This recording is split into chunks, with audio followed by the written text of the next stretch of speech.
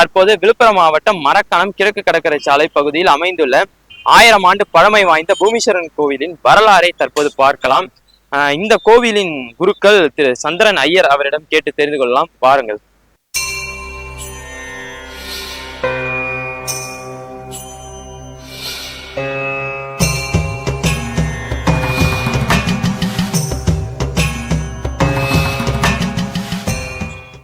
வணக்கம். இந்த கோவிலுடைய வரலாறு என்ன சாமி? அதாவதுமா இது வந்து ராஜராஜ சோழர்கள் கட்டினது. அதாவது வந்து ஒரு 1011 வருஷம் ஆகுது இந்த கோயில் கட்டி. இது சிறப்பு என்னன்னு கேட்டீங்கன்னா, அதாவது இந்த கோயிலுடைய சிறப்பு என்ன, பூமிக்கு அதிபதியான ஆலயம் சொல்லுவாங்க. அதாவது வாஸ்து சலன்னு சொல்லுவாங்க. வாஸ்து சலன்னு சொல்றதுன்னா, வீடு கட்டுறவங்க, லேண்ட் வாங்குறவங்க, வீடு கட்டாம பாதிலேயே நிக்குதுன்னு சொன்னா, அந்த வீடுனுடைய மனையில இருந்து கொஞ்சோண்டு மண் எடுத்துட்டு வந்து சுவாமியாண்ட எடுத்துட்டு வந்து பூஜை பண்ணி எடுத்துட்டு போனா வீட்டு வேலை சீக்கிரமா நடக்கும். அதே மாதிரி லேண்டு விற்கல அப்படின்னு சொல்லும் போது அந்த மண் எடுத்துட்டு வந்து சுவாமியாண்ட எடுத்துட்டு போய் நம்ம எந்த லேண்ட்ல விற்கலையோ அந்த லேண்ட்ல இந்த சுவாமியாண்ட எடுத்துட்டு வந்து பண்ண பூஜையினுடைய மண்ணை எடுத்துட்டு போயிட்டு ஒரு ஈசான்ய பாகத்துல போட்டா நமக்கு சீக்கிரமா அந்த சேல்ஸ் ஆகும். அதே மாதிரி வாங்குறதா இருந்தால் வீடு வாங்கணும், ஏதாவது லேண்ட் வாங்கணும்னு சொன்னா சுவாமியாண்ட பிரார்த்தனை தான். அதுக்கு எதுவும் நம்ம மண்ணோ அதெல்லாம் எடுத்துட்டு வர முடியாது. சுவாமியாண்ட பிரார்த்தனை பண்ணிட்டு போனீங்கன்னா உங்களுக்கு சீக்கிரமா எவ்வளவு சீக்கிரம் நடக்கும் அவ்வளவு சீக்கிரமா நடக்கும். கோவிலுடைய திறக்கும் நேரம் காலையில 7 மணிக்கு கோயில் திறக்குது, 12 மணிக்கு நட சாத்துறது. ஈவினிங் மாலை வந்து சாயந்தரம், அதாவது விசேஷத்தை பொறுத்து. இப்போ ராவுகாலம்னு சொன்னா 3-4 ராவுகாலம், ராவுகால பூஜையில 3-3:30 மணிக்கு கோயில் திறந்துருவோம். நைட்டு வந்து 8 மணிக்கு தான் மூடுறது. விசேஷ காலங்கள்ல எப்படி இருக்கும்? விசேஷ காலங்கள்னு சொன்னா இப்ப நமக்கு வந்து சங்கட சதுர்த்தி, ரெகுலரா சங்கட சதுர்த்தி, அப்புறம் நம்ம சுவாமிக்கு வந்து பஞ்சமி, அதாவது அந்த வராகிக்கு வந்து பஞ்சமியில வந்து வராகிக்கு அபிஷேகம். அது வந்து துர்க்கைக்கு ராவு காலத்துல, நம்ம பைரவருக்கு வந்து நம்ம தேய்பிர அஷ்டமி, ஒரு பிரதோஷம், இது மாதிரி எல்லா விசேஷ நாள்லயும் எல்லா பூஜையும் உண்டு. அதே மாதிரி கிருத்திகையில முருகருக்கு சிறப்பு அபிஷேகம், அன்னதானம் எல்லாமே கோயில். இப்ப இந்த கோவில்ல வந்து பாத்தீங்கன்னா நம்ம பரிகாரமா நீங்க சொன்னீங்க மன பிரச்சனைகள், இது எவ்வளவு நாள் இருந்திருக்கு உங்களுடைய, எப்படி உங்களுக்கு அதை பத்தி ஐடியா? நாம வந்து 10 வருஷமா ஒரு 10 வருஷமாவே அதுக்கு முன்னோர்கள் வந்து நம்ம செஞ்சிருக்காங்க. நான் வந்து 10 வருஷம் நம்ம ஆலயத்துல வாங்க. அதுல இருந்து அவங்க எல்லாமே வந்து நம்ம 10 வருஷமா தான் நம்ம மண் பூஜை எல்லாம் இருக்குது. இப்போ வந்து பாத்தீங்கன்னா எல்லாருக்குமே நல்ல மண் பூஜை எடுத்துட்டு போனோம்னா 1 மாசமோ 2 மாசத்துலயும் எல்லாருக்கும் அந்த சீக்கிரமா அந்த சுவாமியினுடைய அனுகிரகம் கிடைக்கிறதுனால அவங்களுடைய வேண்டுதல் வந்து நமக்கு நிறைய. அதாவது அதுக்கு முன்னாடி கோயில வந்து நம்ம அபிஷேகம் எல்லாம் பாத்தீங்கன்னா ரேரா தான் நடக்கும். இப்போ என்ன பாத்தீங்கன்னா மண் பூஜையினால தினமுமே நம்ம கோயில் அபிஷேகம் நடந்துட்டு இருக்கு. இப்போ பாத்தீங்கன்னா ஒருத்தவங்க லேண்டு பிரார்த்தனை பண்ணிட்டு போறாங்க, உடனே அவங்களுக்கு நம்ம அவங்க உடனே வந்து கோயில நம்ம அபிஷேகம் பண்ணுவாங்க. இப்ப நிறைய நமக்கு அபிஷேகங்கள் நிறைய நடக்குது. இந்த பிரச்சனைகள், அவங்களுடைய பிரச்சனைகள்லாம் தீர்றதுனால உடனே வந்து நம்ம சுவாமிக்கு வந்து அபிஷேகத்தை பண்ணி ஒரு அன்னதானம் பிரசாதம் அது மாதிரி கொடுத்துட்டு போவோம்.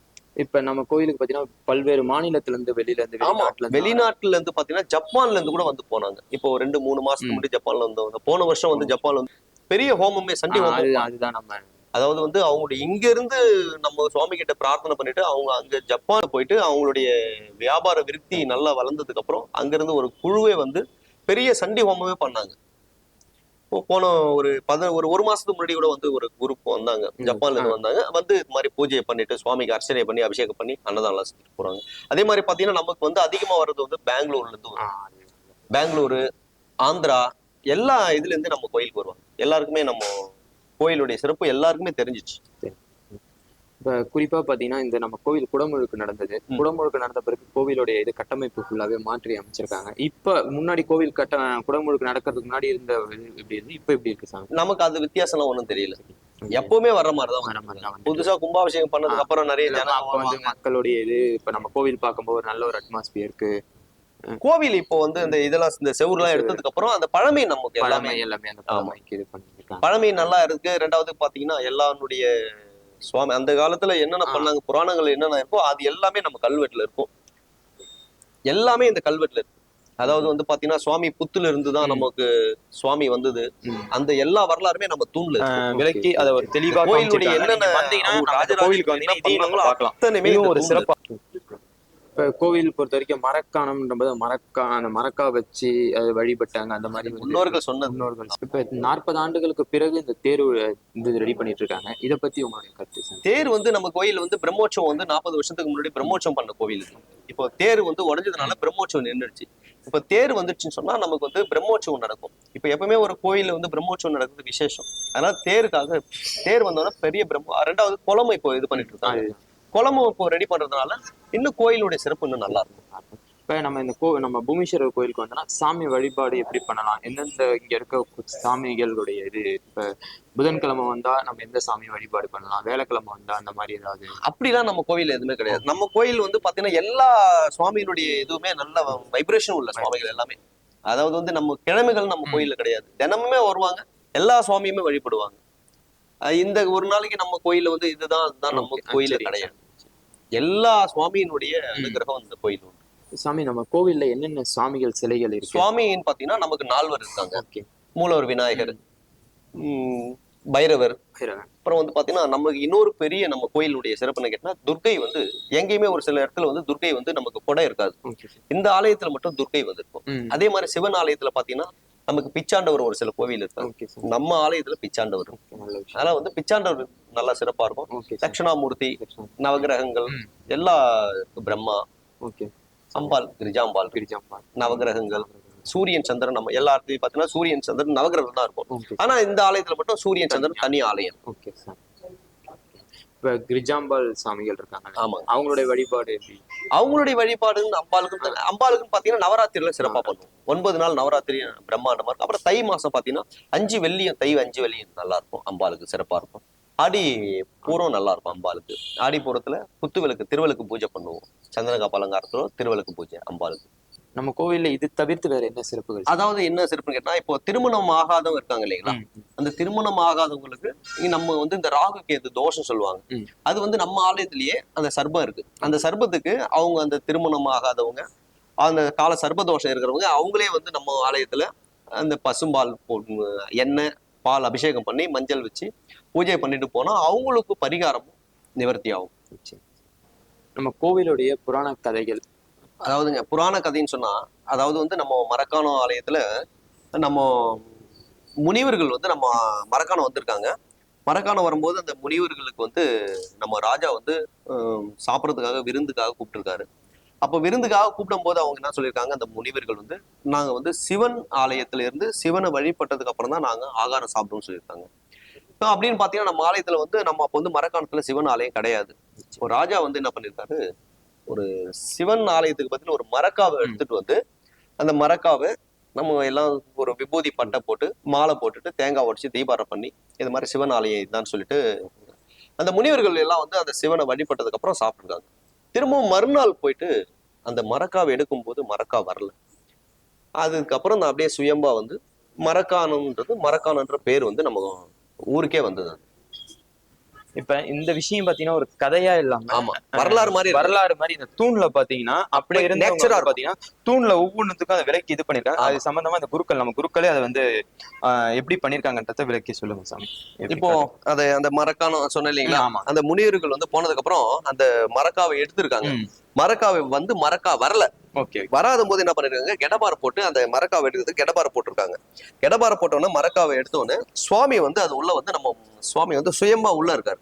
அப்போ உள்ள இருக்கும்போது அந்த கெடபாறையால சுவாமிக்கு மண்டையில இருக்கு. அதுல இருந்து உள்ள வந்து உடும்பு வந்து வெளியில ஓடி இருக்கு. அதனுடைய இதுதான் வந்து நமக்கு பேர் வந்து மரக்கானன்ற பேர். இதுல கொடுத்துருக்காங்க பாருங்க, தெளிவா எல்லாமே பாத்தீங்கன்னா அந்த ஒவ்வொரு இதுலயுமே இருக்கு இல்லைங்களா. இதுல வந்து அந்த சுவாமி வந்து அந்த சுயம்பு லிங்கம் தான். நம்ம இடிக்கிற போது நம்ம வந்து தலையில அடிபட்டதனுடைய வரலாறு இது. அதுக்கப்புறம் சுவாமியை எடுத்து வெளியில எடுத்தது வச்சு சுவாமியை வந்து வழிபடுறாங்க. நமக்கு எல்லாமே இங்க மொத்தம் நமக்கு இங்க இருக்க எல்லா தூண்லயும் பாத்தீங்கன்னா அந்த நம்ம கோவிலுடைய வரலாறு பாத்தீங்கன்னா அனைத்து தூண்களையும் விளக்கி அதை ஒரு தெளிவா காமிச்சிருக்காங்க. நீங்க வந்தீங்கன்னா நம்ம இந்த கோவிலுக்கு வந்தீங்கன்னா இதையும் நம்ம பார்க்கலாம். இதுவும் ஒரு சிறப்பு அம்சமா இருக்கும் நம்ம கோவில்ல. சாமி, நம்ம கோவில்ல பாத்தீங்கன்னா விசேஷ நாட்கள்ல திருமணம்லாம் நிறைய நடக்குது. திருமணம் நிறைய நடக்குங்க. அதாவது பாத்தீங்கன்னா நம்ம இங்க கோயில்ல நம்ம சுவாமி கிட்ட வந்து வேண்டிட்டு போவாங்க. நம்ம இது மாதிரி எனக்கு வந்து பாப்பாவுக்கு கல்யாணம் ஆகணும், தம்பி கல்யாணம் ஆகணும் சொல்லிட்டு வேண்டிட்டு போவாங்க. அவங்களுக்கு சீக்கிரமாவே நம்ம கோயிலுடைய இது, அதனால அவங்க என்ன பண்ணுவாங்க, கல்யாணம் நம்ம கோயிலே வைப்பாங்க. அப்படி பாத்தீங்கன்னா கல்யாணம் வந்து பாத்தீங்கன்னா நிறைய நடக்கும். ஒரு விசேஷ நம்ம முகூர்த்த நாள பாத்தீங்கன்னா 5 கல்யாணம் 6 கல்யாணம் நிறைய நடக்கும்.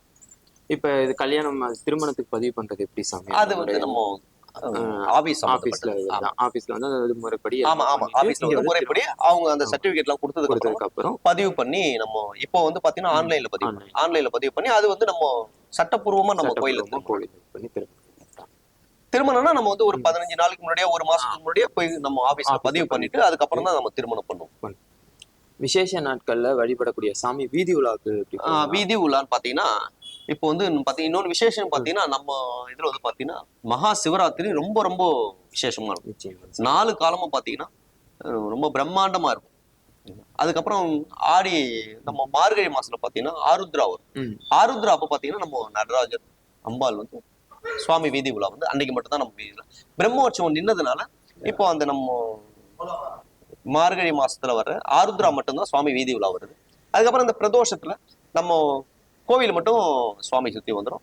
ஆருத்ரா அன்னைக்கு நம்ம கிராமத்திலேயே சுத்திட்டு ஃபுல்லா மரக்காணம் ஃபுல்லா போயிட்டு வரும். 4 மாட வீதி போயிட்டு அது வர்றதுக்கு இப்ப நீங்க இங்க இருந்து எத்தனை மணி? இங்க இருந்து நாங்க ஒரு 6 மணிக்கு 7 மணிக்கு சுவாமி வீதி விளாச்சுன்னா 10 மணி 10:30 மணி எல்லாரும் இங்க அர்ச்சனை கொடுக்கும். ஏன்னா ரொம்ப நம்ம பிரம்மோற்சவம் இல்லாததுனால அந்த ஒரு திருவிழான்ற போது எல்லாரும் ரொம்ப விசேஷமா நம்ம சுவாமிக்கு இது பண்ணுவாங்க.